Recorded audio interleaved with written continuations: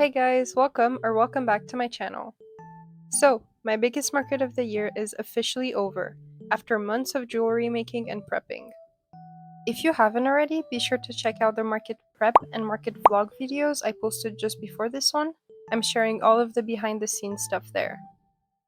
Today I thought I'd just sit down, make some earrings with you, and share my best craft market tips and stuff I wish I'd known when I was just starting out. So grab a snack or craft along with me and let's get started.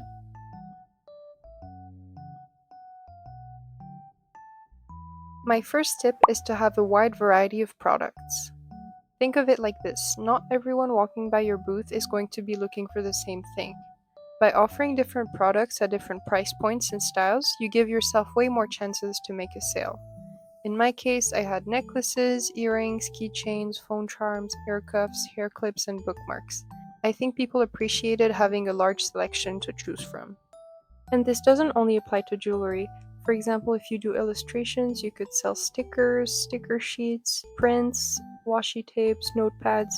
The goal is just to make it more likely that customers will find something they love at your table. And honestly, from an artist's perspective, having that variety is just more fun. It breaks up the repetition of market prep and keeps your creativity going. My second tip is to practice your table layout at home. I cannot stress this enough. Even if you think you know how you're going to set up, once you start placing things, you realize what works and what doesn't. You can actually see exactly how I did my practice setup in my market prep video, but basically you just set up exactly as you would at the market. If you don't have a table, you could do it on your kitchen table or even on the floor. Then you take a bunch of pictures and you just copy paste on the day of the market. It will save you a lot of stress and a lot of precious time on market day. Speaking of prepping, after such a big market, I've been taking some time to recharge creatively. For me, that meant trying something totally new: painting. That's when I found Craftsy, who's sponsoring today's video. Craftsy is my go-to online resource for all things creative, with over 2,000 classes in painting, drawing, sewing, baking, knitting, and much, much more. Their classes are taught by world-class instructors who will inspire and encourage you through every step of your creative journey. The class I started with is Intro to Watercolor Illustration by Meera Lee Patel. Her step-by-step lesson made watercolor feel approachable and fun, and it was the perfect way to recharge without the pressure of making products for sale. Craftsy has classes to fit any interest and skill level. You can learn anywhere and watch on your own time, with classes that are broken down into short, easy-to-follow lessons. So if you want to explore a new skill or just get your creativity flowing again, the first 1,000 of you to click the link in the description will get a whole year of premium membership to Craftsy for only $149, valid for new members only. Don't miss out on this offer, and thank you to Craftsy for sponsoring this video. Back to market tips.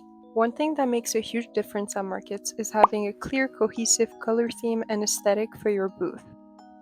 I decided to go with pink and green, and I think it really helped my booth stand out. I suggest picking between 1 and 3 colors and sticking to that for your tablecloth, displays, signage, even your packaging. And if you can't find something in a specific color, you could even DIY it. For example, I couldn't find a pink keychain stand, so I painted my own with some acrylic paint. My next tip is to have something for every budget. You should have a good amount of low-cost items for quick impulse purchases, some mid-range pieces, and then a couple of bigger, more pricey items for those looking to splurge. In my case, the cheaper items were between $6 and $10, things like phone charms, earrings, hair clips. The mid-range items were things like keychains, which were between $12 and $18. And finally, the more costly items were ear cuffs, which were $35. By having some more affordable products, you're making it easy for people to support you at whatever level they can.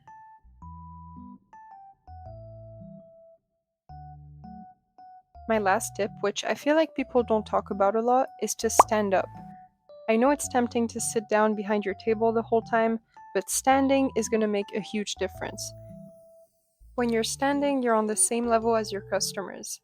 It's easier to make eye contact, smile, and start those little conversations that often lead to sales. It also just makes you look more friendly and open to talk. If you can't stand for personal reasons, at least try not to be on your phone, because for customers, that just sends a message that you're busy and you don't want to talk to them. If you have a helper with you, you can alternate. They can sit while you stand and then vice versa. Markets are a lot of work, but they can also be incredibly rewarding if you approach them with a plan. I hope the tips I shared today will help you do that. I tried my best to share ones that maybe you don't hear as often, but have genuinely helped me at my own markets. So thank you guys for watching, and again, huge thanks to Craftsy for sponsoring today's video. I'll see you in the next one!